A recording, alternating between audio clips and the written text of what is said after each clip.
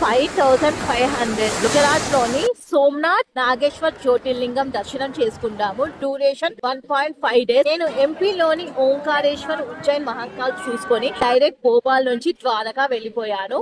First stop Bhopal to Anand junction. అక్కడ నుంచి direct Dwaraka reach అయిపోయి 300 కి ఫ్రెష్ అప్ అవడానికి రూమ్ తీసుకొని ఫ్రెష్ అప్ అయ్యి 1 day కి బైక్ రెంట్ తీసుకున్నాను 500. ద్వారకాకి 19 kilometers దూరంలో నాగేశ్వర్ జ్యోతిర్లింగం ఉంటుంది. ఫస్ట్ నాగేశ్వర్ జ్యోతిర్లింగం దర్శనం చేసుకొని అక్కడ నుంచి బెట్ ద్వారకాకి వెళ్ళిపోయాను. సుదర్శన్ సేతు బ్రిడ్జ్ మీదుగా. ఇంతకు ముందు 1 year బ్యాక్ బోట్ ద్వారా బెట్ ద్వారకా వెళ్లేవారు. బట్ ఇప్పుడు సుదర్శన్ సేతు బ్రిడ్జ్ కట్టాక బై రోడ్ మనం బెట్ ద్వారకా వెళ్ళిపోవచ్చు. బెట్ ద్వారకాలో ద్వారకాధీష్ టెంపుల్ గోల్డెన్ ద్వారకా చూసుకొని పావ్ బాజీ కర్రీ చేస్తుంటే తినేసాను. భలే ఉంది. 40 rupees. అక్కడ నుంచి ద్వారకా బీచ్, గోపుటి Dwarka sunset point, Bhadreshwar temple చూసేసుకొని ద్వారకా టు సోమనాథ్ వెళ్లే బస్ ఎక్కేసాను. 225 rupees cost.